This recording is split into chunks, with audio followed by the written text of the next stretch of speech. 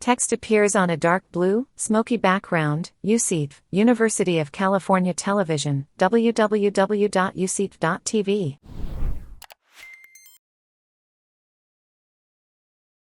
A montage of people speaking in interviews.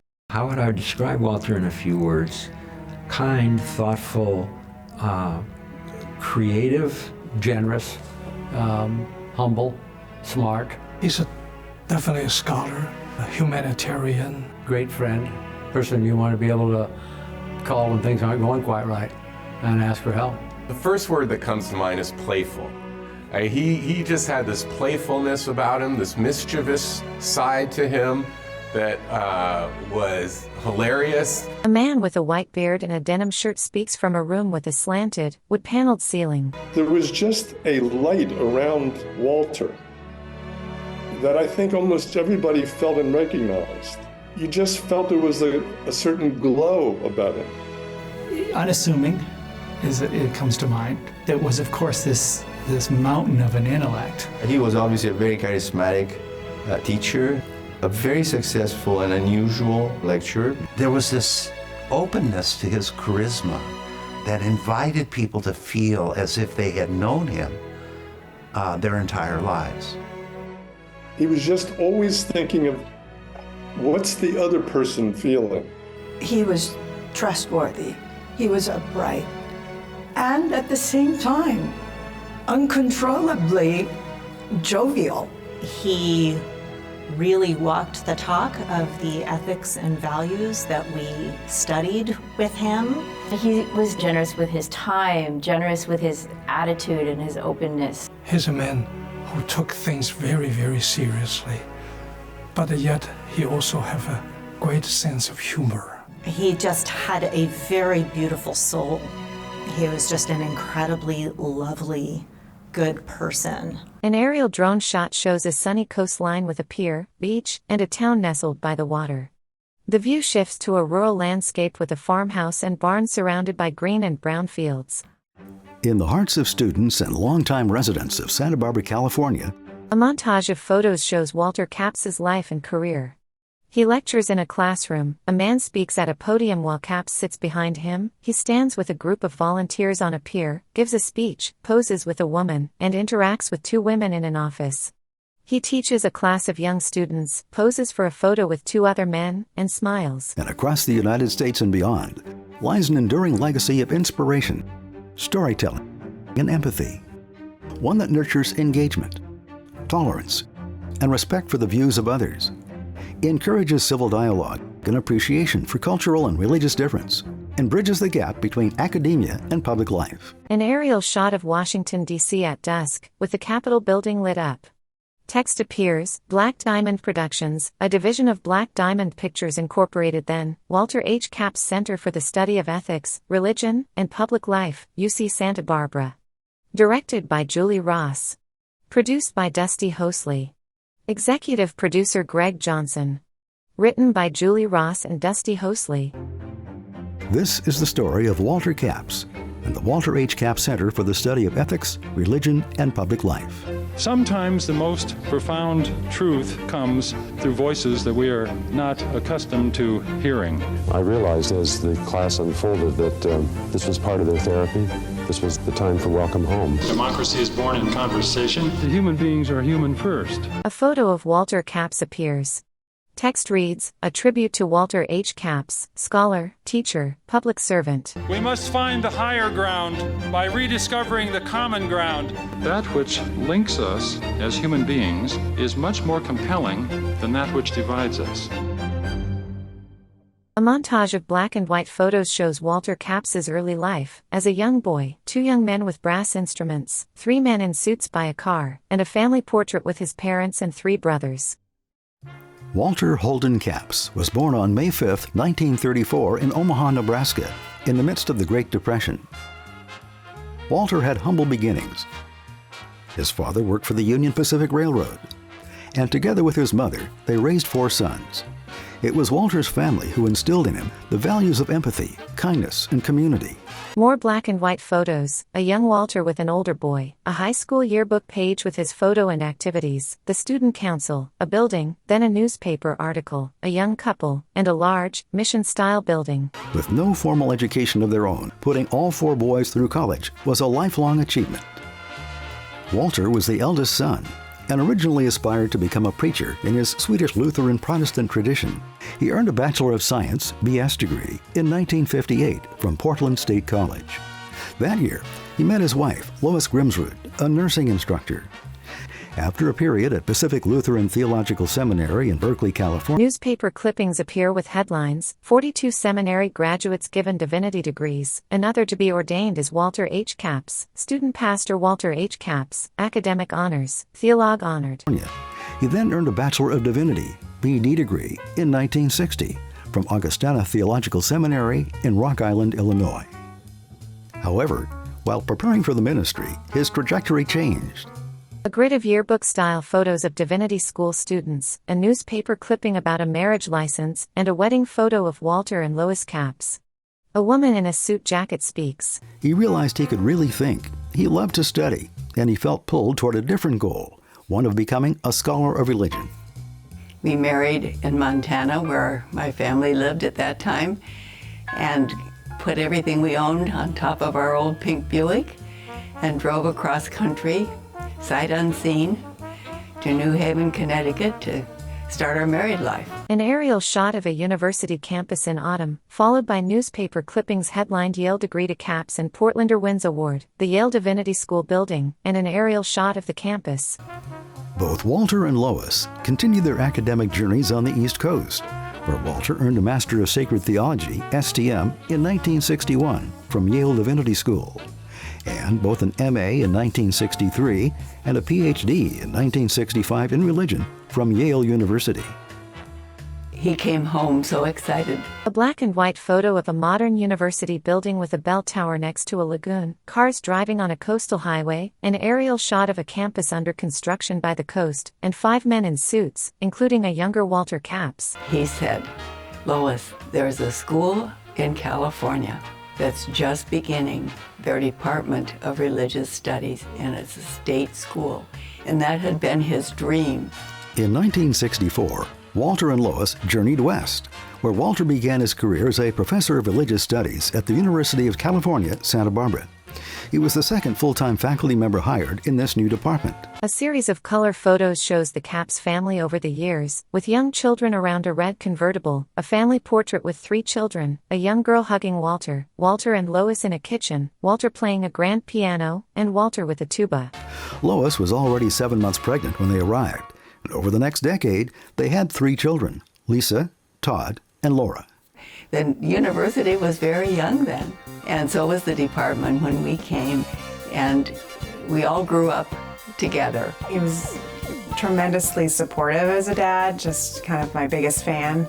You could always count on him at a swim meet to time meets and various things. He just liked to have so much fun. He liked to kid around, he liked to tell jokes, he liked to kind of giggle together. He was the instigator of a lot of projects. He loved cars, washing his cars, waxing the cars. If there was anything other than his work life, it was always his family.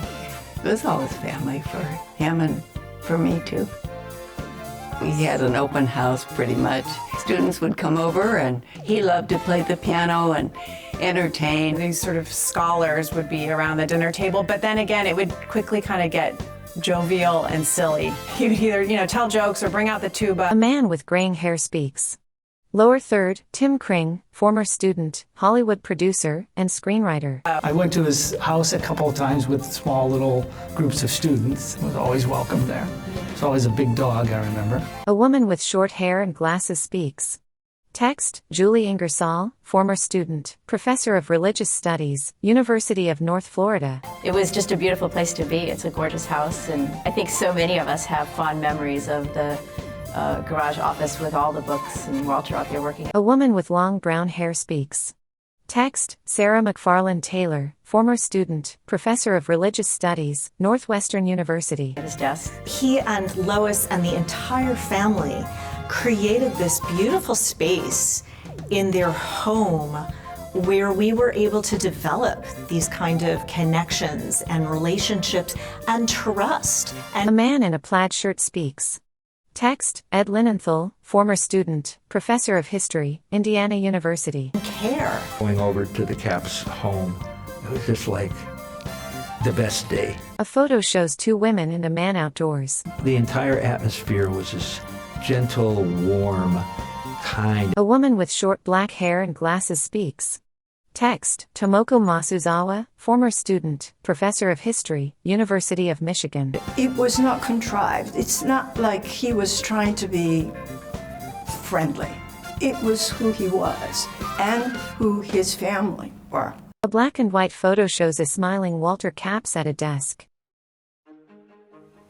Walter Capps was a pioneer in the field of religious studies, and his path-breaking scholarship helped define the interdisciplinary range of the field. A montage of book covers authored or edited by Walter H. Capps, including Ways of Understanding Religion, The Future of Hope, and Religious Studies, The Making of a Discipline. He published books and articles on Christian theology, particularly the Theology of Hope, as well as on Christian mysticism. He co-edited 2 books on the psychology of religion with his brother Donald Capps, also a renowned scholar of religion. His magnum opus, Religious Studies, The Making of a Discipline, was one of the first full-scale introductions to the history, theories, and methods of religious studies, and remains a foundational text in the field today. A black and white photo shows a large group of men and women posing outdoors. When Walter came here in 1964, he was very much influenced by theology. A man with a white beard and glasses speaks. Text, Richard Hecht, professor of religious studies, UCSB. But by the middle of the 1990s, when he published Religious Studies, The Making of a Discipline, he really had broadened his perspective to include almost every possible way of doing the study of religion. all of us that have PhD programs that deal with theory and method, everyone reads Walter's book. A man in a plaid shirt speaks. Text, Greg Johnson, Director, Walter H. Capps Center, Professor of Religious Studies, UCSB. He shaped the story of our discipline as much as anybody I can think of, from those modest beginnings of just several faculty. A black and white photo shows Walter Capps speaking at a lectern in a formal room. He and the others built what's arguably the greatest public university program in the study of religion in North America. He became sort of a historian of our field. What are the different trajectories of the field? How have they matured in a variety of ways? The way that story gets told is still very much in his voice. A black and white photo shows Walter Capps sitting at a table with 4 other people. What he taught was this scholarly empathy that took paths all over the place. His work has really held up, even though much of that work was done in the 1970s. It's more important than ever. Black and white photos show a smiling Walter Capps, then him speaking at a lectern. Beyond research, Walter was also busy shaping the minds of his students. Photos show Walter Capps at a dinner table with 3 other men, then with a group on the steps of a mission-style building. As well as his colleagues, who were deeply impacted by his teaching and mentorship, as well as raising his family. In addition, he became well known in local religious communities. The stone gate entrance to a property with text reading La Casa de Maria, followed by a stone house on a large green lawn. He was the first non-Catholic person to join the board of directors at La Casa de Maria, a spiritual retreat center in Santa Barbara, affiliated with the Sisters of the Immaculate Heart. A photo shows Walter Capps in a striped shirt talking with other people outdoors. Walter maintained his involvement with this center for more than 3 decades. One of the things that I thought was so fantastic about Walter. Photos show Walter Capps with a woman in a striped shirt, then in a library with 2 other men. Walter, as a teacher, was that he always gave young people opportunities to enter into discussion. As a teacher, he had a Socratic kind of quality to him. It was never presented as just him imparting information to you. It wasn't so much that he taught a subject. It was more he taught a way of being in the world. The way that he taught was he'd let you ask a question and then he would sit there and wait for you to come up with an answer. He was a lot more interested in what other people had to say than he was in speaking himself. A woman in a yellow sweater speaks. Text, Katya Armistead, former student, Assistant Vice Chancellor and Dean of Student Life, UCSB. I am a woman of color, biracial, first generation from a low-income, single-parent household from Southern California. And I came to UCSB completely shell-shocked being on this campus, a predominantly white campus where I did not feel like I belonged. Around, modern building on the UCSB campus. I struggled academically, and his classroom was the first classroom. Even though it was in Campbell Hall, over 800 people were in the class, but I felt seen for the first time. Grainy, archival footage of the Vietnam War. A soldier walks past a helicopter, and soldiers run through a field. During the late 1960s and early 1970s, the Vietnam War was in full swing and in the forefront of the daily news. Archival footage of an anti-war protest march. Veterans were coming home damaged and shell-shocked to a fractured nation, lacking support systems and an understanding community. A newspaper clipping with a photo of Walter Capps titled Dr. Walter Capps, USCB professor, a book cover for The Impact of Vietnam, and a black and white photo of Walter Capps at a meeting. Walter became particularly concerned about the effects of the war, and his research and teaching steadily moved in the direction of the role of ethics in contemporary American life. A newspaper clipping reads, Dr. Walter Capps relates religion, stability, change. Black and white photos show protest banners reading Stop the War and Bring All the Troops Home Now. Where I grew up, we didn't talk about the Vietnam War, but you knew as a kid that it impacted everything. A black and white photo shows a young man with long hair throwing something. You saw it in the 4th of July neighborhood party where someone would have too much to drink and explode in some ways, or the uneasy silence that you'd see around your friend's dinner table. Archival footage of soldiers in a jungle, a body lying on the ground, and soldiers walking through a field. In the late 60s and 70s for us coming home, I mean, things that we did and saw we didn't want to talk about. A young man in a military uniform holds a cup in front of a building with a sign that reads Mental Hygiene Clinic. So it was tough to bridge that gap with family members. A man in a patterned shirt speaks. Text, Shad Meshad, veteran, president, and founder, National Veterans Foundation. Parents with girlfriends, boyfriends, or whatever, to a level where you can at least feel accepted and know that your partner, your son, your girlfriend, or whatever has a little idea of why you're different. Archival footage shows a soldier, a plane taking off, and a plane landing. Because everybody that's in war comes back different. They may not show it on the outside, but inside you have changed. It was harder for me to land back from Vietnam than flying into Vietnam, if you can believe it. An aerial shot of a large estate with a pool. At the same time, Walter had become involved in the Center for the Study of Democratic Institutions. A black and white photo shows two men at a table, one smoking a pipe.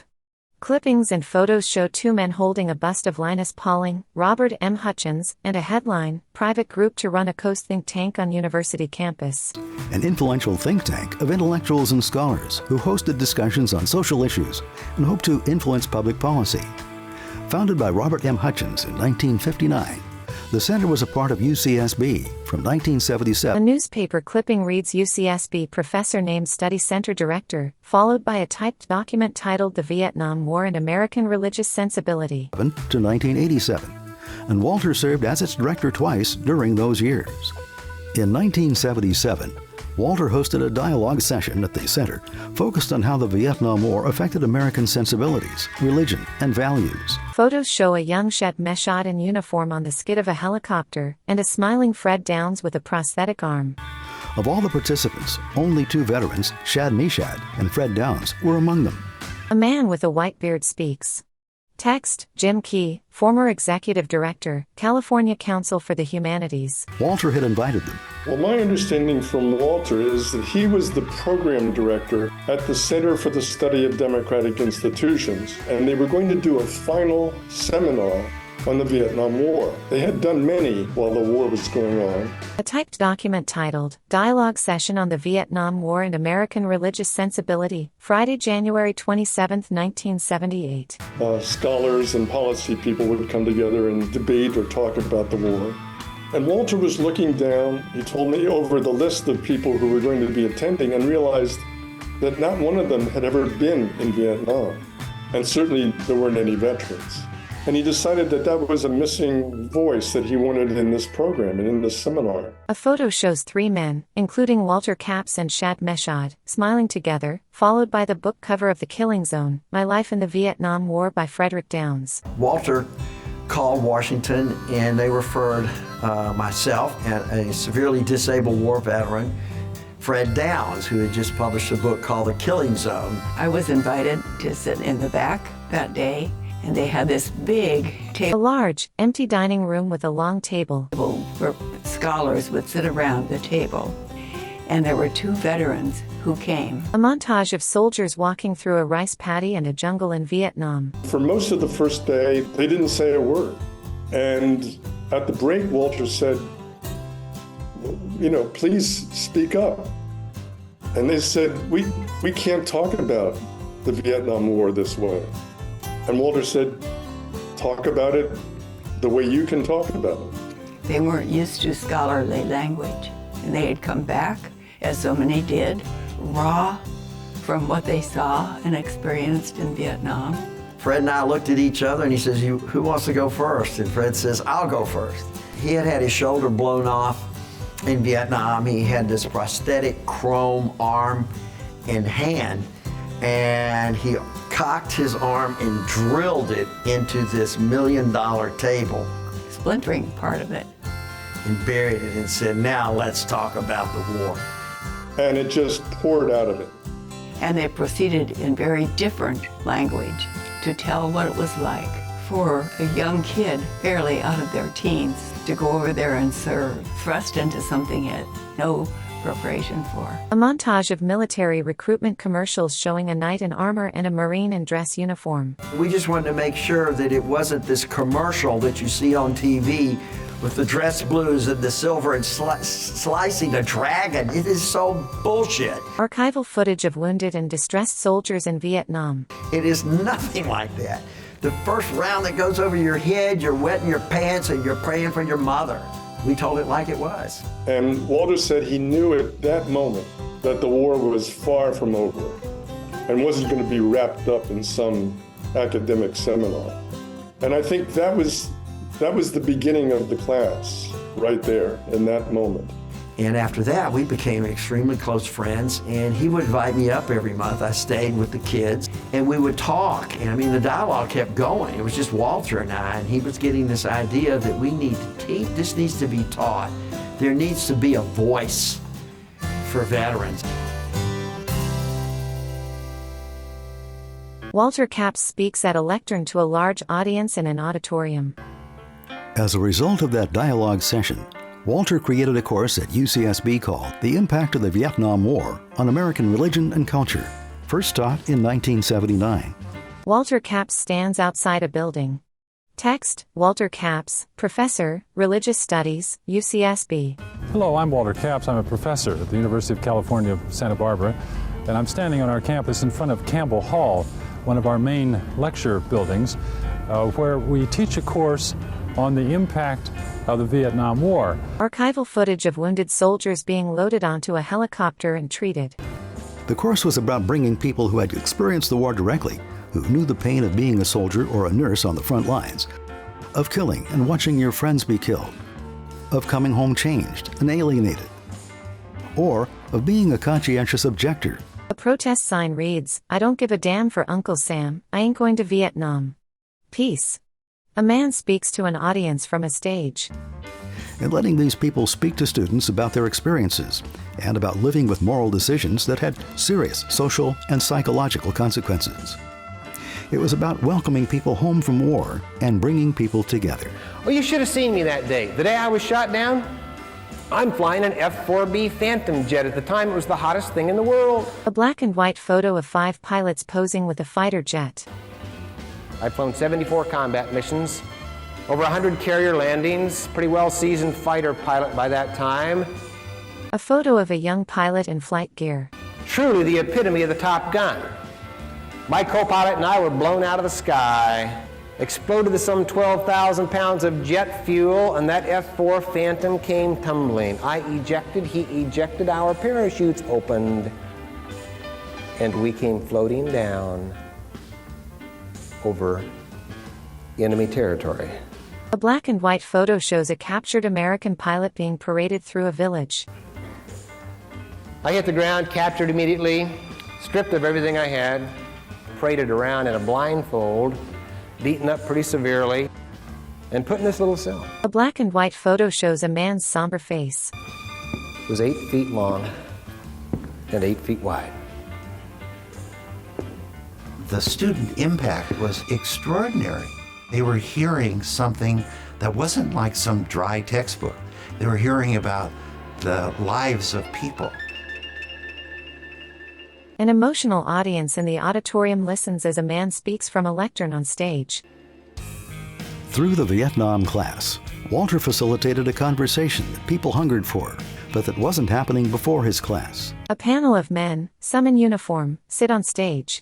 For many Vietnam War veterans, this course provided the first opportunity to tell their stories. A man speaks at the lectern. Probably the most traumatic evening of my life, my first night on duty as the administrative officer after, quote, 1900 hours, which is 7 p.m., a new junior officer would have to take over the hospital.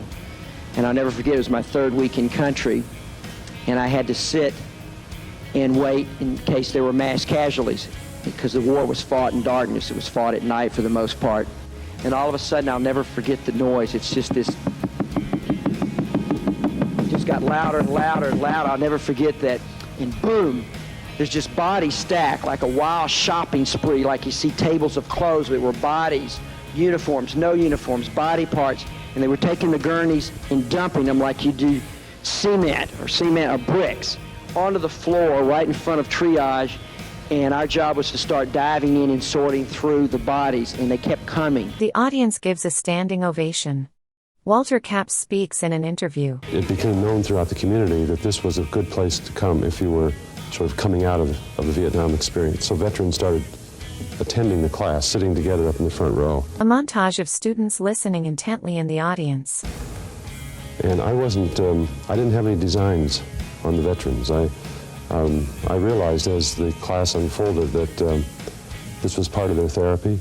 This was the time for welcome home. It was life-changing. It set so many of those on stage, the veterans, free that they were able to open up their wounds, their hearts, their experience. A man speaks from a stage. And of all people, 19, 20-year-olds are listening to our story and welcoming us home. If you were raised Catholic, it was like going to confession and telling these horror stories or whatever. And their absolution came into the audience applauds as people on stage hug and shake hands. The tears and the applause and the embraces that happened when you walked off stage, and realizing, and even your parents and your wife had never heard these stories, and you did it in this magical place, this sacred place, I called it today, that stage, where I did so many presentations about the experience. Well, Walter asked me to come, I think it was in March of 1985, to his class. It was the first time I'd ever put my story together. A photo of Walter Capps and Bob Carey shaking hands. Of how I came from being someone in a moderate Republican family to a conscientious objector against the war in Vietnam. It was fulfilling for me and energizing for me in many ways, in both realizing my story might mean something to somebody else, and also that there was a kinship with the veterans, and that we were not opponents, as we had been during the war, but actually allies. I've been talking with other people who had taken the class, and their experience is similar. It changed their life. I think it helped us understand this thing that really shaped who we were as individuals and profoundly shaped the country and world in which we lived. So many of these students were going a different course until that class and decided to go either into religious studies or politics or something like that. They were fired up to do something. In 1987, Walter invited Bob Carey to co-teach the Vietnam course. He just essentially barged into my office and said, "Hi, I'm Walter Capps," and it didn't take long before I liked him. Photos show a young Bob Carey in a diving suit, then with two other men in hard hats. Carey had served in the Vietnam War as a United States Navy SEAL. Severely wounded, he was awarded the Medal of Honor for heroism in combat. A man speaks. Text, Bob Carey, former governor and U.S. Senator, veteran. You know, I fought in the war in Vietnam, then I came home and patched myself up as best I could. And, I never really thought about national issues that much. A photo of Bob Carey and another man on a football field, followed by a portrait of Carey. Carey served as the 35th governor of Nebraska from 1983 to 1987, and as a United States Senator from 1989 to 2001. I think it's not likely I would have ever been a U.S. Senator. I wouldn't have run. I wouldn't have been a candidate. And after doing this class, I did. I saw the connection between what was going on at home and the laws of Congress. And most importantly, perhaps, I saw mistakes. In the case of war, if you make a mistake, somebody's going to pay a terrible price for it. So I would say that contributed to me saying, I think I can do this. A montage of speakers at the Campbell Hall lectern, including George McGovern, Eugene McCarthy, Gary Hart, and Charlie Plumb. Other famous speakers who graced the stage at Campbell Hall included Senator George McGovern, Senator Eugene McCarthy, Senator Gary Hart, Naval Aviator Charlie Plumb. Photos show Jack Wheeler at the Vietnam Veterans Memorial and Jan Scruggs. Lois B. Pullard Jr. and William Mahedi speak. Vietnam Veterans Memorial Fund Chairman Jack Wheeler, Vietnam Veterans Memorial Fund founder Jan Scruggs, decorated Vietnam veteran Lois B. Pullard Jr., and National Veterans Outreach Program co-founder William Mahedi. A shot of the packed lecture hall, with students crowding the aisles. The course regularly drew over 900 undergraduate students, often filling Campbell Hall, UCSB's largest lecture hall, beyond its capacity. A clip from a televised broadcast of the class. It was also among the first televised courses to be transmitted by satellite.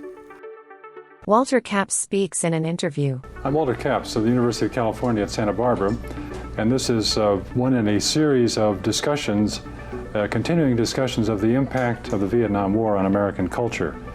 Today we're reporting from the Harriman Center in Washington, D.C. Walter Capps interviews Frederick Downs Jr. in a library setting. My guest in the studio today is Frederick Downs Jr. In 1987, I was given the opportunity to return to Vietnam to meet with the North Vietnamese to address their humanitarian concerns. I'm walking around the Lake of the Restored Sword, which is a big lake in the middle of Hanoi next to the government guest house. A man came by, he was walking by, and he was pushing his bicycle, and sitting on the bicycle seat was about a 5-year-old boy. And this man and this child were smiling at each other, just having the most wonderful time in the world. The most basic thing happened to me. All of a sudden I realized these were human beings. To kill another man, you have to dehumanize them. And during a war, it's easy to generate hatred against them because you say they committed our atrocities, and it's easy to, they don't believe in human life. They're not human beings. So bang, you kill them. Seeing that father with his little boy made me recognize that these were human beings, and therefore I've been dehumanizing them all these years. You hadn't seen them as human beings before. I'd never seen them. That to me was that was a big turning point then. It was a big turning point for me. Over a period of nearly 2 decades, more than 10,000 students would take the course. A female student speaks in an interview. Every time I'd walk out of here, either in tears or just in awe, just so overwhelmed, and it's just such a strong feeling to come into this class. Walter Capps speaks at a lectern. We all know by now that war is about geography, about national claims, competing national claims. It's about guns and planes and land and politics, but it's most of all about human beings. It's most of all about human life. So I am deeply grateful as we start this session to all of you students who invited your family members, your fathers primarily, to come, and I'm deeply grateful to the fathers who are here. The audience stands and applauds. Walter Capps walks into the audience and shakes hands with veterans. And let's welcome everybody. Some of these gentlemen up here have not yet been welcomed home. Book covers for The Unfinished War and the Vietnam Reader by Walter H. Capps. The Vietnam course also inspired 2 of Walter's books, The Unfinished War and The Vietnam Reader. A Los Angeles Times article headline, Vietnam War, Veterans Relive Their Horrors in the UCSB Classroom. In 1985, The course was profiled in a major Los Angeles Times article.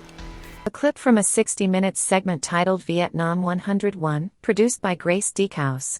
Correspondent Ed Bradley speaks. And in 1987, it gained national attention when it was featured in an episode of CBS's 60 Minutes program in a segment called Vietnam 101.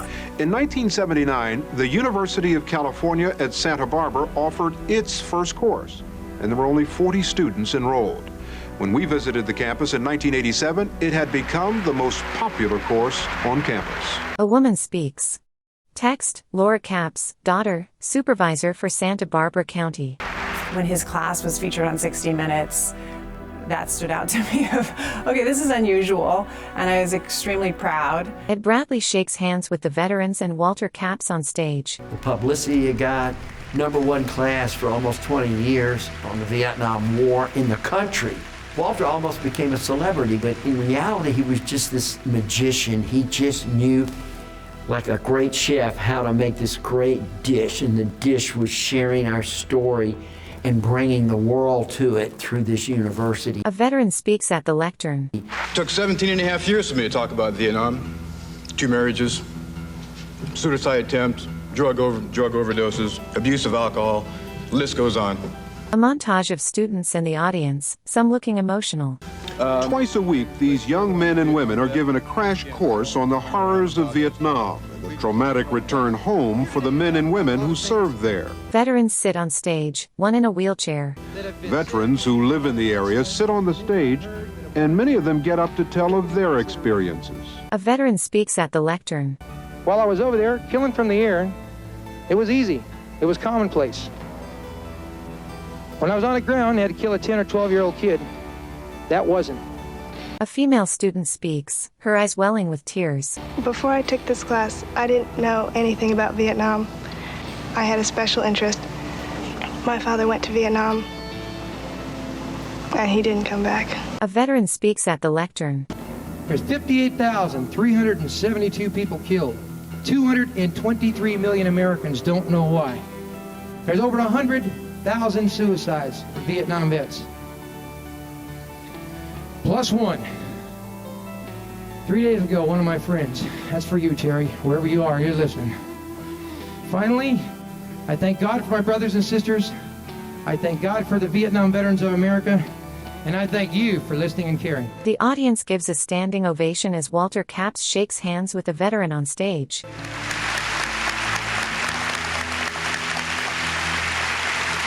Walter's class became part of Healing Our Nation.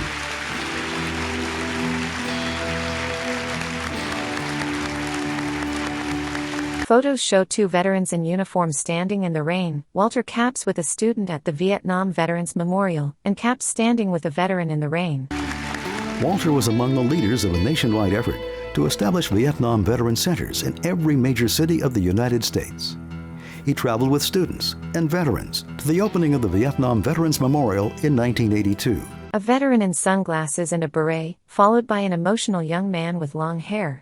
But this is a kind of experience that settles in the human soul and the human spirit.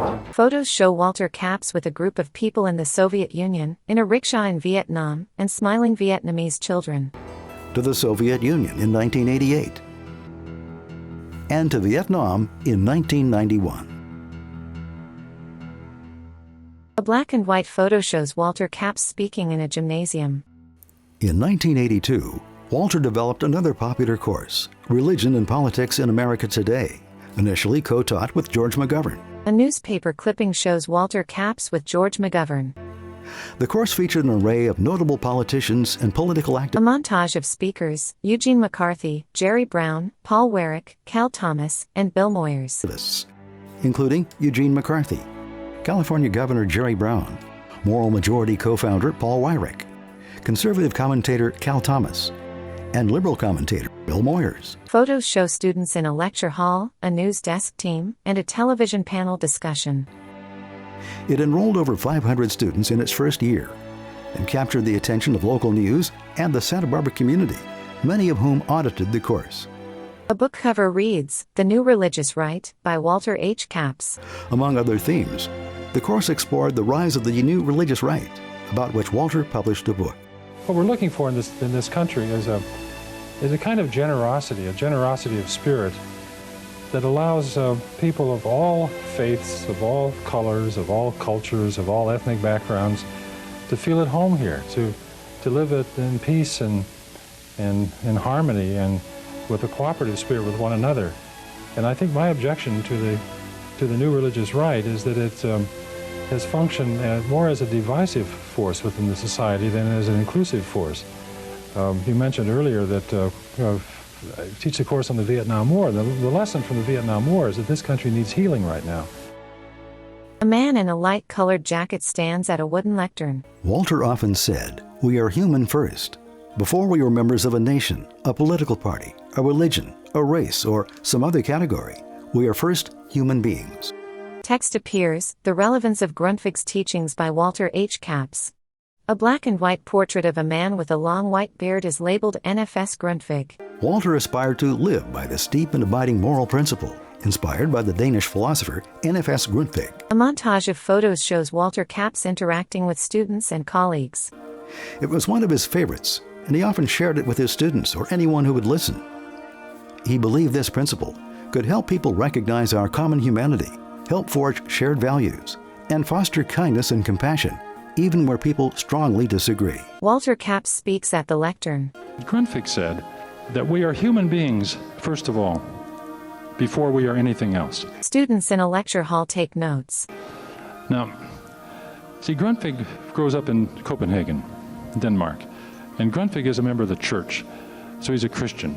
He's also a Dane. He's also a male. He's also a father. He's a grandfather. He's all of these things. But when you see Grundtvig walking down the street, you say, "There goes Grandpa." Or you say, "There goes the bishop." Or do you say, "He must be a Dane"? No, Grundtvig says, yeah, all that would be true. But what you want to do, first of all, is say, "There walks a man who is a human being." The students listen attentively. All of us are linked to each other by virtue of the fact that we are human beings. A wide shot of the lecture hall, filled with students. And if we ever take a secondary characteristic, as necessary as those are, put a secondary characteristic in place of that primary definition, then we have dehumanized the person to that extent. The audience of students. I think I probably believe in this more than any other principle. A man in a white shirt and tie speaks at a lectern. Before we are American and they are Vietnamese, and they are Iraqi or they are Russian or whatever they are human beings. Before we're Democrats, Republicans, independents, whatever, we are human beings. The large audience of students, then a man in a suit and tie speaking at a lectern. That which links us as human beings is much more compelling than that which divides us. In a close-up, Walter Capps speaks into a microphone. In 1988, Walter introduced a new course, Voices of the Stranger. Black and white photos show Thomas Merton in a monk's habit, then with another monk. Its title inspired by the 20th century monk Thomas Merton, who said that truth comes most profoundly from a person from whom one does not expect to receive the truth. Walter Capps speaks at a lectern, wearing a blue shirt and patterned tie. Sometimes the most profound truth comes through voices that we are not accustomed to hearing. A wide shot of the large audience in the lecture hall. In fact, the emphasis of this class is upon voices that are not always heard, not the voices that are the most prominent voices. The audience listens. In the society, that hearing is done with more than the ear, it's also done with the heart, with the human spirit. A montage shows various guest speakers at the lectern, including people of different ethnicities and a woman in a wheelchair. The goal of the course was to introduce students to ethnic and cultural diversity and to understand the experiences of oppressed and excluded minorities in the United States. Like the Vietnam course, it relied on guest speakers to share their experiences with students. They spoke on topics such as race, sexuality, gender, AIDS, physical and mental disabilities, drug addiction, homelessness, incarceration, and immigration. Students learned empathy and appreciation for diversity.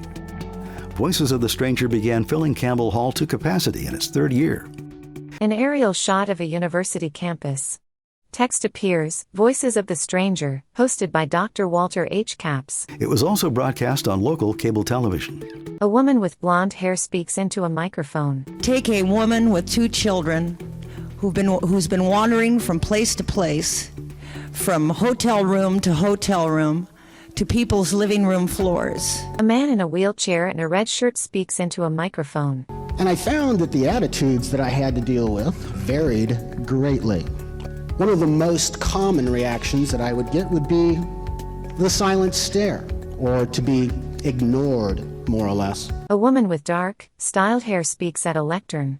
I'd like to talk specifically about some of the myths about Asian Americans. A man with one leg sits next to Walter Capps. I was in a lot of pain. I didn't know I had lost my leg, but I knew that I had a big recovery ahead of me. A man in a white sweater speaks at a lectern. AIDS is a chronic condition. It is not a fatal disease. 2 women sit on a stage, one holding a microphone. I went out with a bunch of friends partying, and I went back to my room with one of the guys and passed out and woke up to him raping me. I'm David, and I'm 20 years old. A young man speaks at a lectern, followed by shots of students in the audience. I'm a sophomore at UCSB, and I have been deaf all my life. This class has been about diversity, marginality, how we as individuals discover our own voices. It teaches us that no 2 human beings are the same, and that our society consists of this diversity. I would like to add to that diversity is a great plus. A woman with dark, curly hair speaks. Dr. Capps was clear in his desire to hear people's stories, to welcome people, to tell them that they belong. I heard him talk about their experience with care and kindness and acceptance. I loved that course. A man with a white beard and glasses speaks. You had people who were Latinos, you had people who were African Americans, you had every kind of person who might be marginalized in our society, as if he's looking at issues of diversity, but it was in the late 1980s and early 1990s. So those classes, I believe, were very prescient about issues in America that Walter sensed long before other people had seen their significance and importance. A montage of newspaper clippings featuring photos and articles about Walter Capps. Walter was a beloved professor, winning several campus teaching awards, and tens of thousands of students took his courses. He also mentored many graduate students, several of whom became influential scholars of religion in their own right. Walter's sustained contributions to the humanities in California and nationally earned him praise as one of our nation's most distinguished humanists. He was chairman of the California Council for the Humanities and president of the National Federation of State Humanities Councils. A group photo of diverse individuals, including a nun, posing outdoors. For nearly a decade, he led summer institutes funded by the National Endowment for the Humanities. A black and white photo shows Walter Capps teaching a small class for high school and college teachers on issues related to religion and public life in America. A man with graying hair speaks in an interview. The kinds of questions that Walter asked, both of academia and then the public, really forced a reckoning of how do the humanities exist outside of the ivory tower. A black and white newspaper ad reads, Fircrest United Methodist Church presents Dr. Walter H. Capps. Sunday, October 15th. Subject, the contemporary religious ferment. Or maybe better put, how can the ivory tower and the broader community engage in meaningful conversations rooted in the humanities? A black and white group photo from an event. And I think it connects back to the Vietnam class. I think part of the reason that the Vietnam class was so popular and was featured in 60 Minutes is because it wasn't just people having conversations. It was really rooted in the humanities and a deep knowledge of history, of moral questions, of ethics, of religion. And so the conversations were some of the most meaningful conversations because of that. A montage of photos shows Walter Capps with his family in various settings, including Washington, D.C. And so I think what Walter was able to do with the humanities was really democratize them. A montage of photos shows Walter Capps interacting with people at events. Inspired by Jefferson and de Tocqueville, Walter often said, democracy is born in conversation. I think this is the way democracy grows. Democracy is born in conversation. This principle ran through his veins and was evident in everything he did. His teaching centered on the voices of others, placing them in conversations with students and with other speakers about important issues of the day. His research had also turned toward contemporary political concerns. To many who knew him well, it seemed like a natural progression in the arc of his life to expand on everything he had learned, contributed, and accomplished by entering public service. A montage of photos shows Walter Capps playing piano, campaigning with the Capps for Congress sign, and speaking at events. In 1993, Walter began discussing running for the U.S. House of Representatives. He had been interested in public policy all of his life and had learned as a teacher that he could bring people together. His friend, U.S. Senator Bob Kerrey, and others encouraged him to run. Others said it was unlikely that a 60-year-old professor who had never run for public office could win a district that hadn't sent a Democrat to Congress since the New Deal. A woman speaks in an interview. He came home one evening around the dinner table, said, I'm going to run for Congress. And I thought to myself, this is going to be very interesting, and I'd like to be a part of it too. And so I was by his side. A woman with blonde hair speaks in an interview. We campaigned together. I worked on his campaigns. Fresh out of college, I wouldn't say I brought a lot of experience to the job, but I got an interest in politics early on. And so we were really in sync when it came to his political interests and his desire to run. I couldn't have been more excited.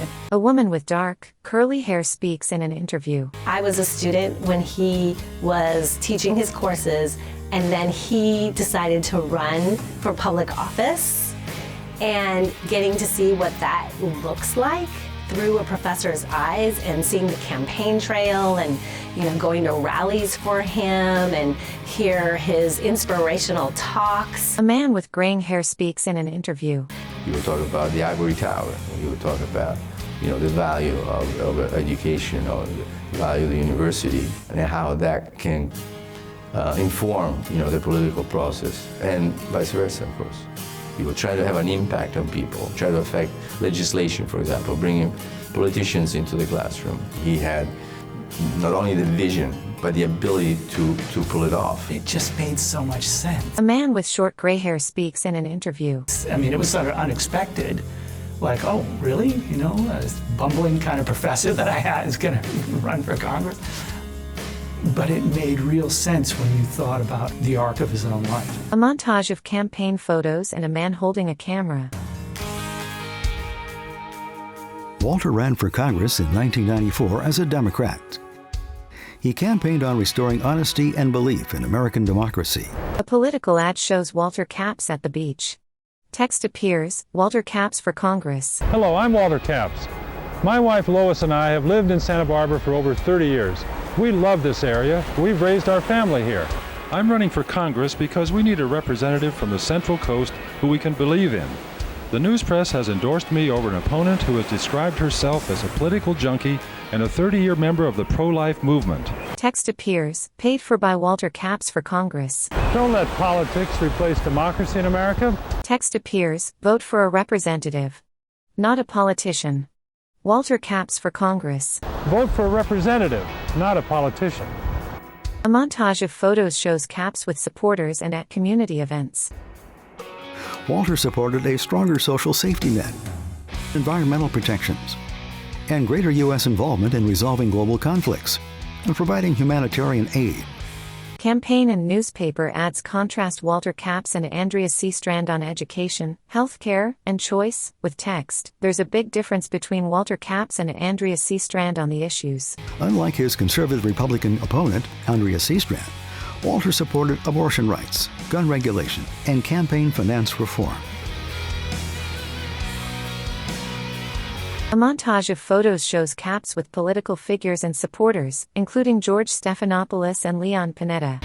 Among his supporters were senior advisor to the president, George Stephanopoulos, White House Chief of Staff, Leon Panetta, Interior Secretary Bruce Babbitt, and Housing and Urban Development Secretary Henry Cisneros.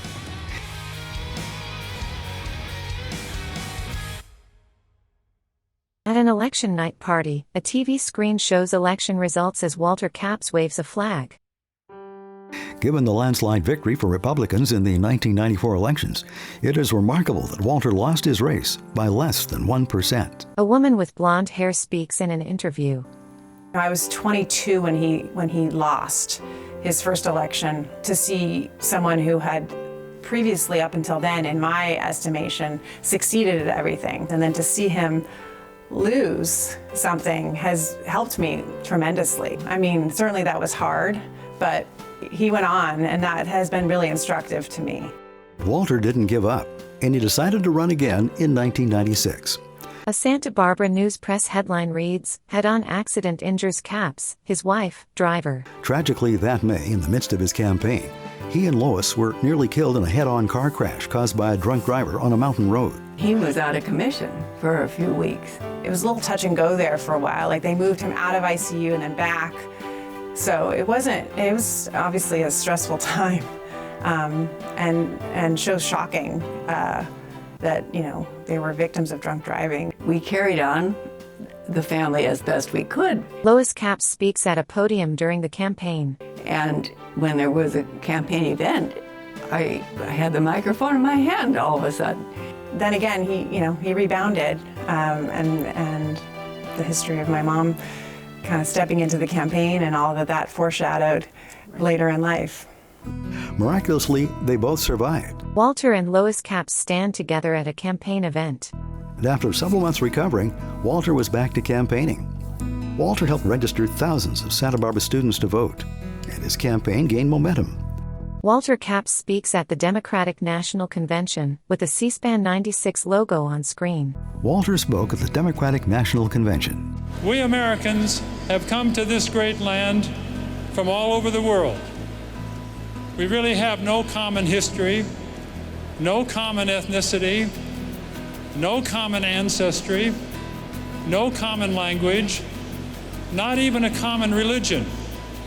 Audience members hold signs for Capps and Clinton Gore. But we do have a common creed that was enunciated so eloquently by Abraham Lincoln at Gettysburg, that all men, that is, all citizens, are created equal. A montage of photos shows Capps with supporters like Michael Douglas and political figures. Celebrities and politicians came out to support Walter Capps for Congress. A large crowd attends a Sunny benefit concert featuring musicians including Jackson Browne and Bonnie Raitt. A benefit concert featuring musicians Jackson Browne, Bonnie Raitt, and Don Henley drew more than 3,700 people. A montage of photos shows Capps at fundraisers with Michael Douglas, Jeff Bridges, and Kenny Loggins. Local residents Michael Douglas, Jeff Bridges, and Kenny Loggins also hosted fundraisers. Through his daughter Laura, then a White House speechwriter, Walter also won attention from national Democrats, including campaign visits from First Lady Hillary Clinton. President Bill Clinton speaks at a large outdoor rally in Santa Barbara, with Capps standing beside him. And President Bill Clinton, who held a large rally in Santa Barbara 4 days before the election.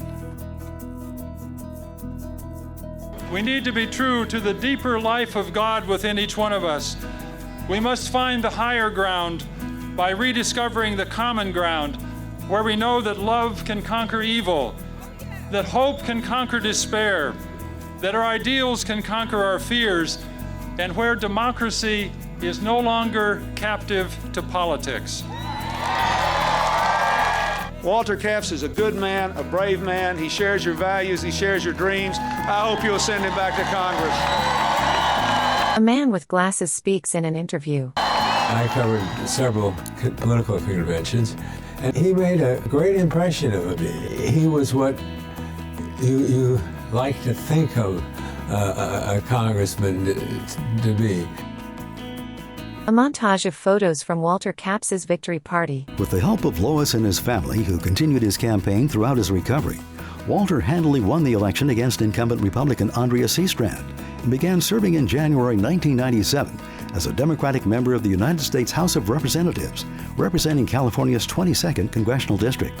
A Santa Barbara News Press headline reads, Capps now a congressman. You know, it was strange to have a religious studies professor run for Congress and eventually win, right? How odd. At his victory party, Capps smiles and talks with supporters.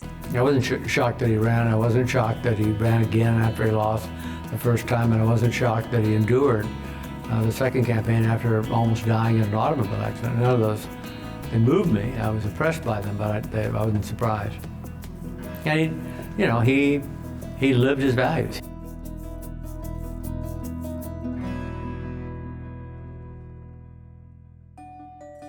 A desk nameplate reads Walter H. Capps, California, followed by a blonde woman speaking in an interview.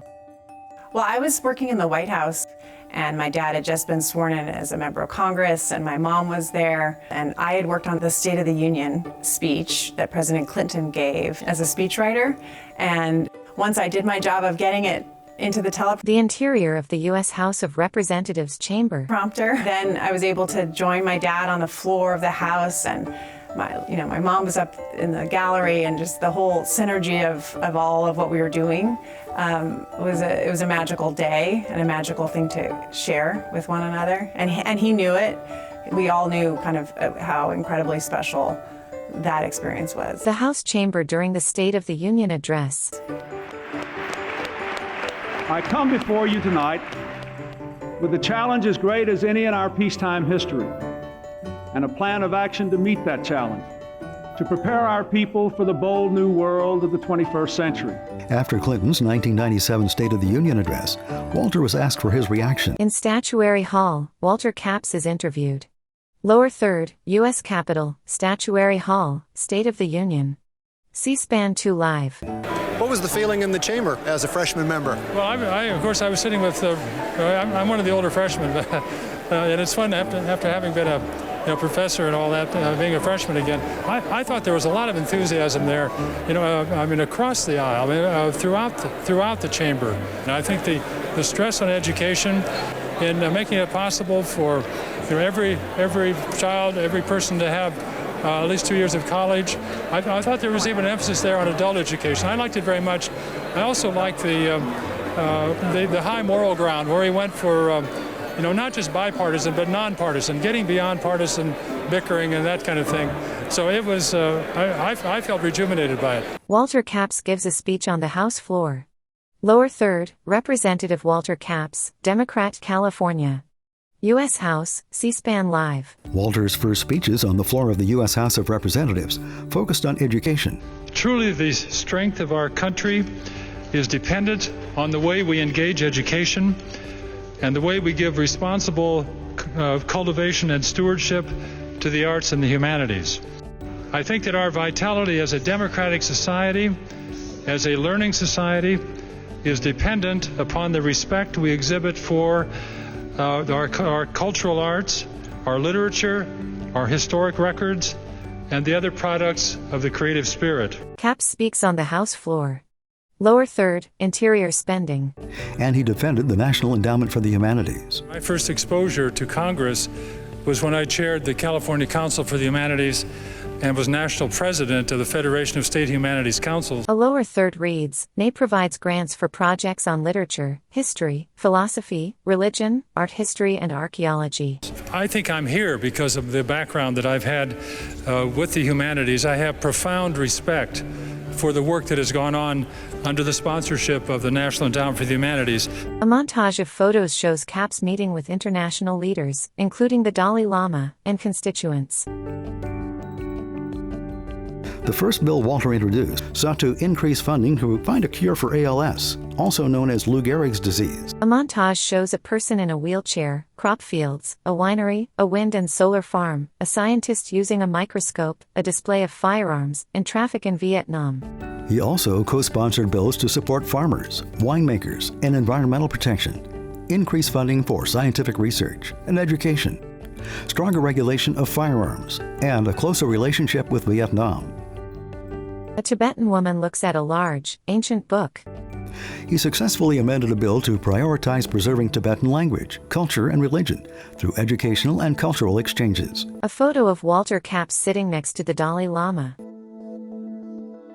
Capps speaks on the House floor. Lower third, Representative Walter Capps, Democrat, California. State Department programs. U.S. House, C-SPAN Live. My own dedication to the study of religion is born of the belief that the cultural and spiritual life of the world benefits immeasurably from the diversity of the world's religious traditions. Furthermore, the richness of the Tibetan culture, in my judgment, benefits all of humanity. The sun sets over an airport runway. It enriches the human spirit. Tragically, on October 28, 1997, after a headline over the sunset reads, Capps dies of heart attack at 63. Serving for just 10 months, Walter Capps died of a heart attack at Dulles International Airport while en route from Santa Barbara to Washington for a vote. It was sudden, so sudden. There's an element of shock, which is, I suppose, protective in a way. I was happy that I could be with my daughter. An American flag flies over an airport parking lot as an ambulance drives down a road. I was at the airport with him when he died, and in the ambulance to the hospital where they tried to revive him, but weren't able. A tree-lined view of the White House. I was in a meeting in the White House, and we had pagers back then, and my pager started going off because my dad's then chief of staff, Jeremy. A man with glasses speaks in an interview. Rabinovitz, who became my mom's chief of staff, was trying to get a hold of me. So I went back into my office, and I got Jeremy on the line, and he was the one who told me. A clipping of the congressional record from October 30th, 1997, shows tributes to Walter Capps. The next day in Congress, they stopped the proceedings, and they devoted the day to remembering him, even though he had only been there a few months. A large military transport plane takes off. Laura and I flew with his body in a military aircraft. An aerial view of an airfield on the coast. And lo and behold, when we landed the plane, there was Chancellor Yang and others as well, who had came down to pay respects at the landing. The military transport plane rests on the runway at night with its cargo bay open. The night I will never forget, a group of our students and his family members, and I wait for his arrival until well after midnight. He flew back a big C-5A giant military airplane. He was wrapped with an American flag. A montage of newspaper clippings about Walter Capps's death and funeral.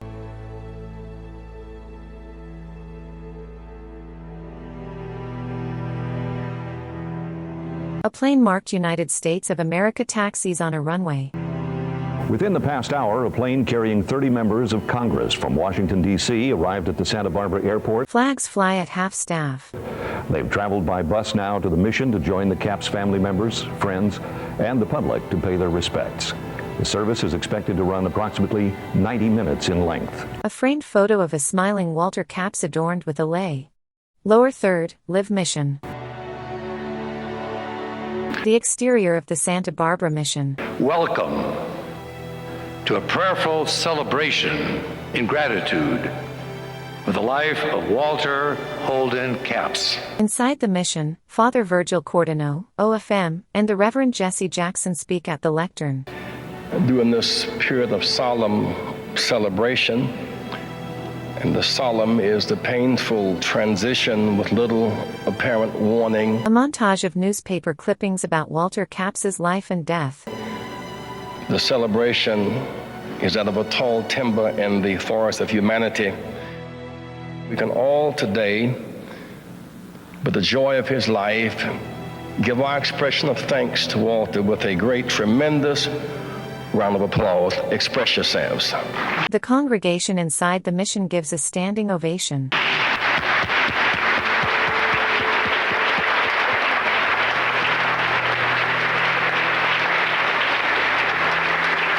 A man speaks at the lectern, with a photo of Capps and his casket in the foreground. He was one of them, one of the high priests and professors with knowledge, and he was one of us, one of the people who suffer and weep and laugh our way through our existence. He could walk in our shoes and remind us where our shoes were taking us. His daughters speak at the lectern. For Walter Holden Capps, every single interaction was one of special meaning. Whether lecturing in Campbell Hall, chatting in the checkout line at Ross for Less, filling the Santa Barbara Rehabilitation Center with his piano music, teaching in the halls of Congress, or greeting folks at the Lompoc Farmers Market, my father made sure that everyone he spoke to, he connected with. This was natural for him. The American flag draped casket. It was his way, and it was his magic. One of his favorites, whose spirit he possessed, was the father of the Danish folk school movement, Nikolai Grundtvig, known as the Happy Dane. He introduced many of us to Grundtvig, appropriately, while eating meatballs and pastry and listening to sweet music. Rather than seeing life as a preparation for eternity, Grundtvig believed that man's entire earthly life was a God-given gift with value in itself. My dad showed us that. A man with a white beard speaks in an interview. After Walter died, there was this memorial service at the Santa Barbara Mission, which I went to. This is the poem that I read. It's called I and Thou. Walter, it's me, Jim. I wish I could hear you say, "Hey, Jim," the way you always did. Walt, so many of us wish we could hear you again. It's the dark time of the year, and we miss that glow that always surrounded you. You'd walk into a room, and everyone was just glad to see you. You didn't have to say a word. That would be honor enough to shine the way you did. Make people a little better by your very presence. A title card reads, the 1997 Lou Gehrig Memorial Award recipient, United States Representative Walter Capps. But you did more. You took your light into the dark places, places we wanted to forget, hiding places for the people we wanted to forget, and the war we wanted to forget, places that reeked of death and anger and deep despair. You brought a lot of people back with you, students wondering what their books were for, veterans wondering why they were still alive, AIDS victims wondering what their dying could possibly mean. You heard the voices of the stranger, Walt, and you made it possible for us to hear them. A military honor guard carries the flag-draped casket out of the mission. And showed us that there are no strangers, only neighbors. Neighbors we hear or choose not to hear. You shared your lectern with so many of us and gave us a chance to find our voices. And now we are suddenly all the voice you have. And today you have made us neighbors again. And we are here, broken open, moist, grieving for you and the loss of your good heart and your good soul. Many years ago in my job interview, remember? You asked me, do you have any heroes? A framed photo of a smiling Walter Capps is adorned with a lei. How like you that question is. Open, inviting, quietly powerful. I ask it in all my interviews now and think of you. That day I answered Martin Buber. I haven't been asked since, but Walter, if I am ever asked again, if I have any heroes, I'll answer Walter Capps. You, Walter. An invitation to a memorial service for Congressman Walter Capps on Capitol Hill. You. 2 weeks later, there was a memorial service for Walter on Capitol Hill. President Bill Clinton speaks at a podium during the memorial service. Lower third, C-SPAN, WED. The things I taught him were superficial things. The things that he taught us were deep and enduring things. He believed in his party, but principles were more important. He liked victory, but values were more important. And he knew that the mind was a wonderful thing, but the heart was more important. I can only tell you that for me, perhaps the most important thing was that whenever I saw him, he made me prouder to be in public service. A newspaper headline reads, Lois Capps makes it official. Several months after Walter's death, a special election was held to fill his seat. Newly widowed but aligned with Walter's political objectives and proficient at the art of campaigning, The Santa Barbara Independent cover reads, Capps for Congress, again. Lois Capps jumped into the race and defeated Republican Tom Bordonaro. A headline reads, It's still Capps country. Lois Capps cites on November rematch. A montage shows Lois Capps campaigning and serving in Congress. Lois Capps became the first Democrat to represent Santa Barbara for more than one term in over 50 years. A champion for health care, education, and environmental issues, she went on to serve 8 more terms. Walter and Lois's legacy of public service continues to inspire others. An aerial view of the UCSB campus and coastline. Walter's colleagues, former students, and members of the Santa Barbara community were also inspired to create a center at UCSB to memorialize his life and legacy. Over several years, they raised funds from the University of California, the National Endowment for the Humanities, the U.S. Congress, and private donors. The logo for the Walter H. Capps Center for the Study of Ethics, Religion, and Public Life at UC Santa Barbara. The Walter H. Capps Center for the Study of Ethics, Religion, and Public Life was established in 2002. A photo of Wade Clark Roof, followed by him speaking at a podium. Wade Clark Roof, a professor and chair of religious studies who was instrumental in creating the center, served as its founding director. A montage of photos and videos shows various events and speakers at the Capps Center. Walter Capps made a major impression in Congress in his short term there. And I think so much so that various folks in the federal level of government said, how do we better support humanities along the lines that Walter Capps imagined? Because he was on to something. I think he really persuaded people of that. So an initial gift was made to the university at that time through congressional sources to help launch the initiative. The Capps Center promotes discussion of how ethical teachings and values relate to civic life at the local, national, and global levels. It sponsors a diverse set of programs and activities at UCSB and in the Santa Barbara community, including public lectures and conversations, courses on ethics and civic engagement, a service learning internship program, and a graduate fellowship program. Through public humanities programs, the Capps Center connects the university and the community. The Capps Center carries forward Walter's beliefs that public dialogue and an informed, engaged citizenry are vital to democratic society. A man with white hair and a beard smiles while holding a baby. Wade Clark Roof, a professor of religious studies, was its founding director. And so he really launched it then with the goodwill of the family. A woman in a red dress speaks into a microphone. Their networks to stage these important conversations about ethics, religion, and A man with a beard and glasses speaks. Text, David Marshall, Executive Vice Chancellor, UCSB. Public life. An important part of the programming is public. A montage of photos shows a smiling man in a suit and 3 women at an event. Programming where prominent speakers are brought to campus, but also to the community. At the same time, there's been some curriculum developed, courses that would be at that intersection between liberal arts education and concerns about ethics. 3 young women smile at an event while holding plates and drinks.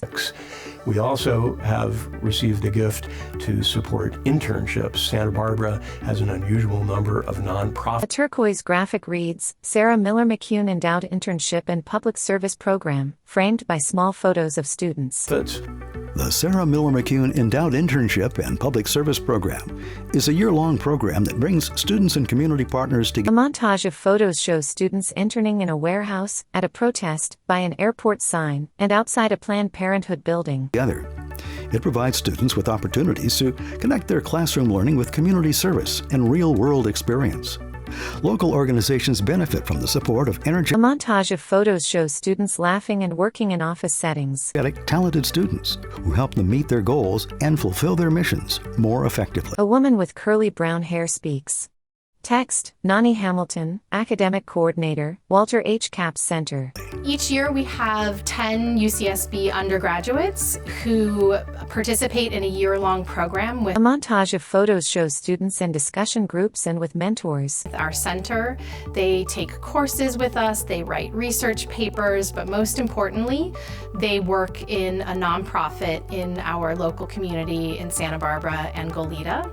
And they are learning themselves to become public service leaders and also contributing to the missions of the organizations to improve our local community.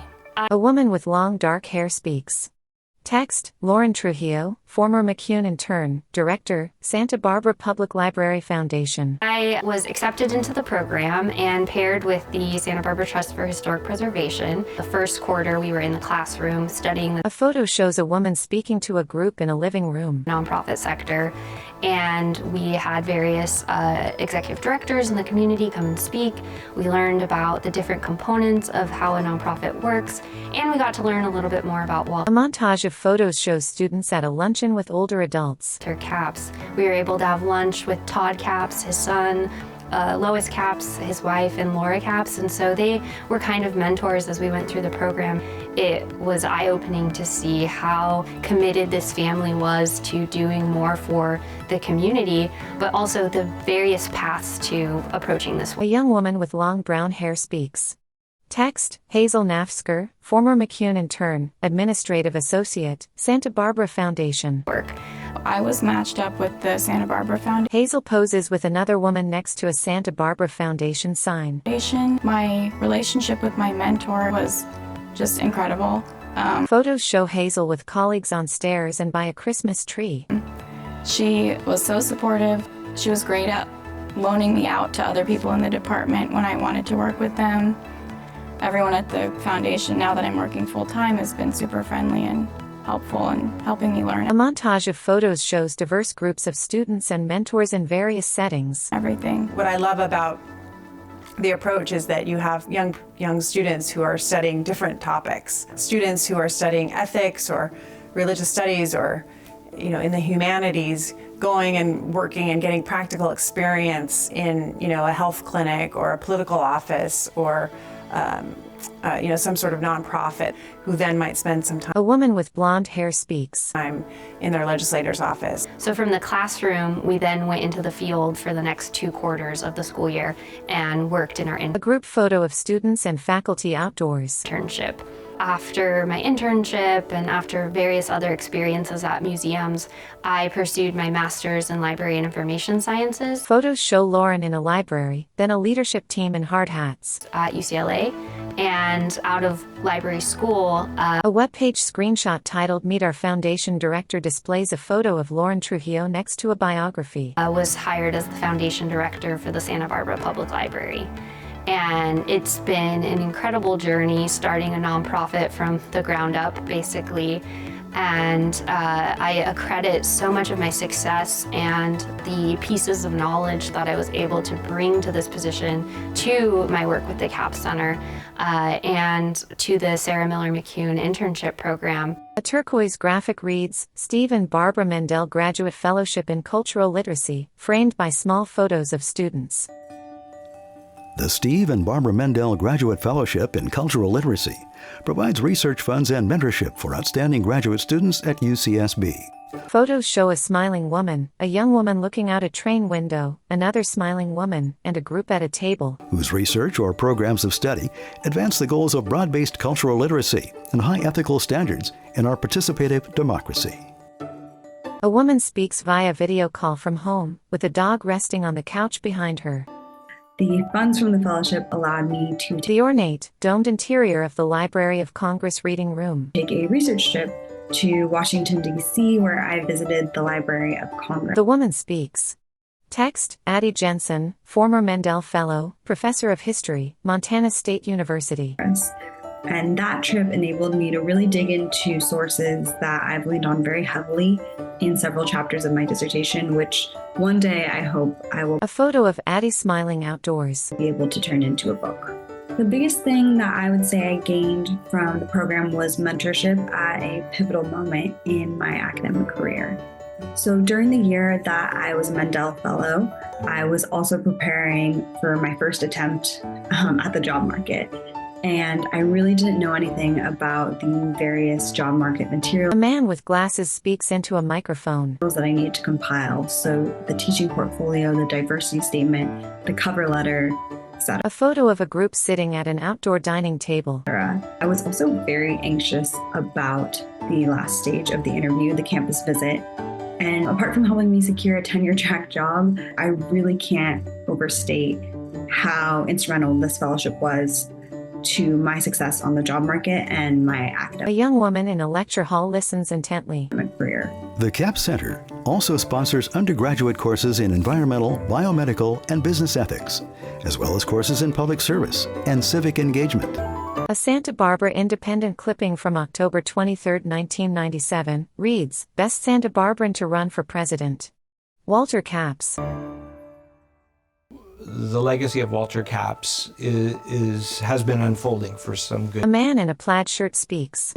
time now. He passed some decades ago, and yet his name is still so well known. A montage of event flyers for the Walter H. Capps Center features various speakers and topics on ethics and public life. In the community, when one stages an event in his name, people come out and want to hear, and they have a certain expectation for how that will be staged, that it won't be rigidly partisan, that it will be open-ended in a way that attempts to enfranchise different positions and so forth.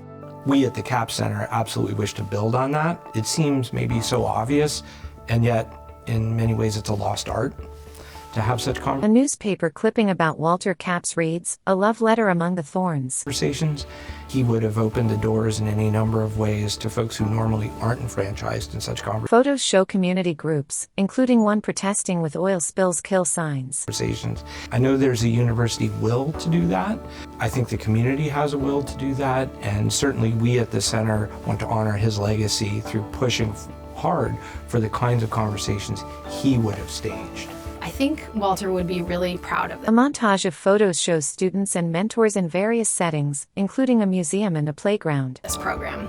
I think that he would have loved to meet these students and to know them. I feel really proud to be a part of a program that I think really exemplifies what he was doing himself, which was really not just connecting the university to the community, but also doing that in a way that was really grounded in public service.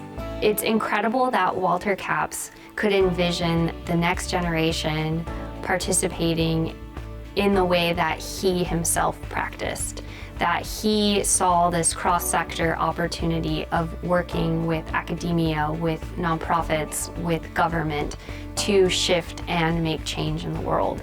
And that's definitely something I got through the program, but it's definitely something that I see in the larger Capps family, and it's something that I think he valued and was able to inspire through this lasting legacy and program that is the Capps Center. An older woman with short blonde hair speaks. My words are of appreciation to the Capps Center and to this campus and to the community for honoring his legacy. An event flyer reads, Celebrating the legacy of Walter H. Capps.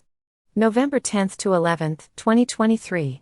We had a large celebration of Walter Capps' legacy in A November. montage of photos from the event shows speakers on stage and audience members interacting. And to have a critical mass of folks speaking with one another and to the broader public over several days of programming. The palpable sense of energy in the room was magnificent from my point of view, and catalyzed conversations that are still unfolding months out, and I think will animate our interests on down the road for a good long time.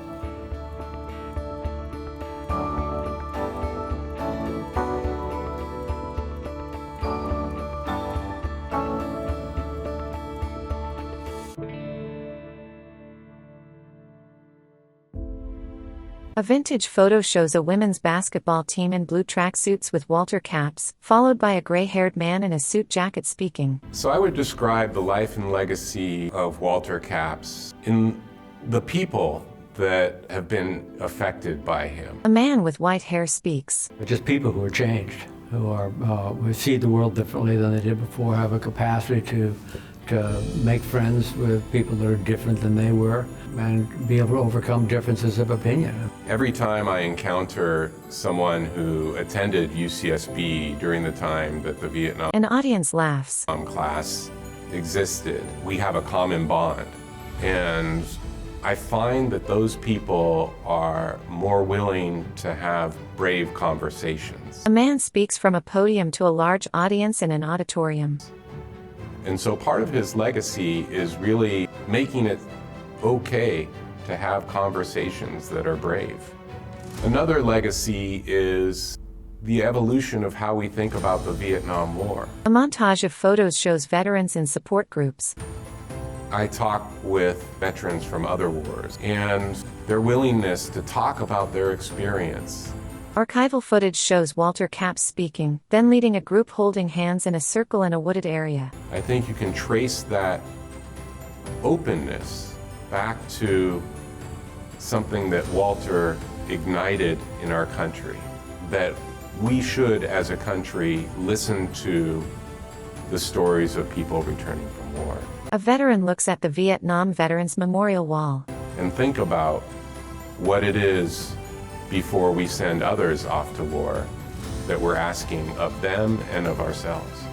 A photo of Lois Capps, followed by a man with a beard and glasses speaking. His legacy really is, in terms of his political life, was Lois in the many terms that she was in Congress. A woman with her hair in a bun speaks. I didn't know it at the time how much he touched me until I started pursuing my own professional career and realized that I wanted to make a difference. He taught me how to open my arms to people from different backgrounds who have had different experiences, and I feel I've led an authentic life pursuing creating that space for others. Now, as a father to two boys, I look back at the way that Walter seemed to balance this really intense professional life with how he valued his family life. That was something that really stayed with me. A woman with long brown hair speaks. One of the things that I'm trying to impart upon my younger generation of students. Split screen, the woman speaks on one side, while book covers and a photo of her at a podium appear on the other. That they can make a difference, that they can make positive change in this world. And that really comes from... A man with short brown hair speaks. Walter. The spiritual concepts, especially this concept of hope as a tool or as almost a weapon for creating positive change in the world.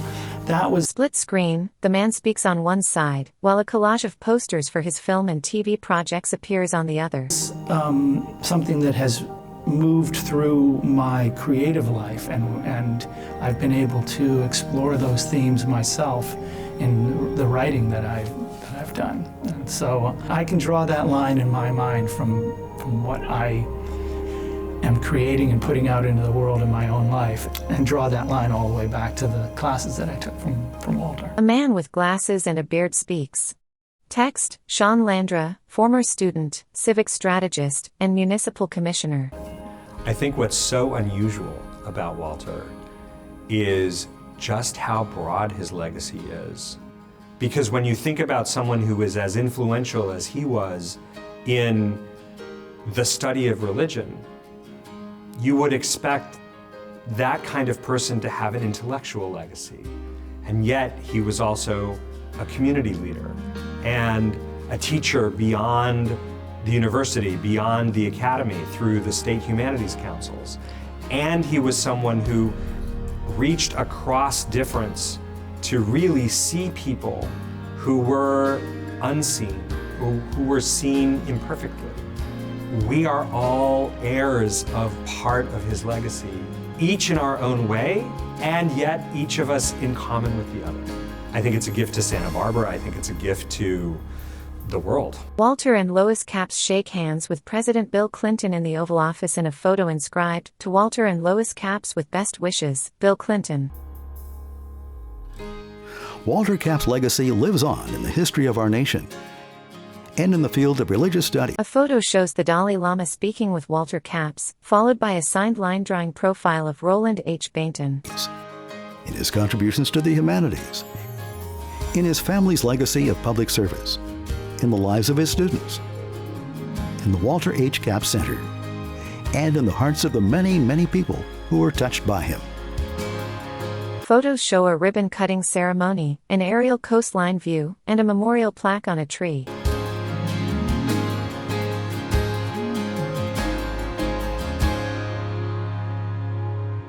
A portrait of a smiling Walter Capps.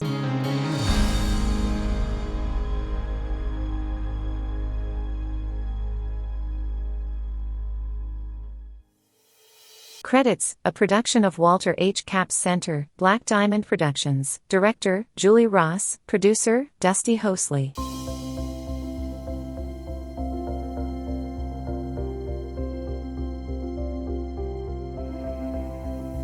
Credits: Executive Producer: Greg Johnson. Writers: Julie Ross, Dusty Hosley.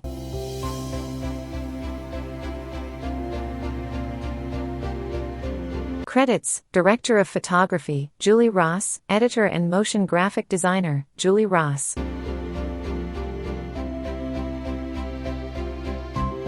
Credits: Audio Technician, Adam Ross. Voiceover Narration, Dave Meyer.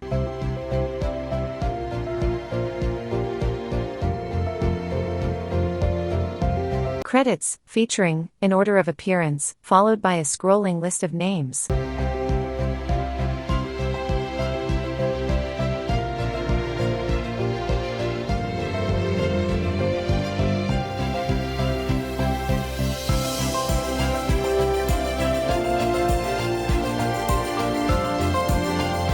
Credits, special thanks to, followed by a scrolling list of names.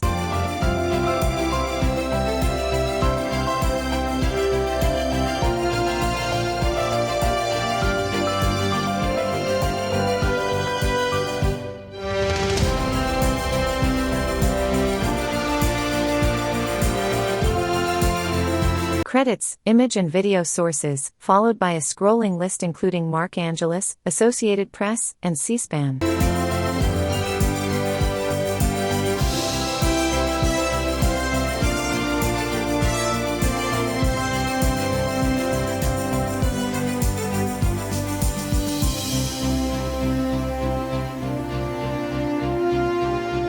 Text: the appearance of U.S. Department of Defense, DoD, visual information does not imply or constitute DoD endorsement. Text: copyright 2026. All rights reserved.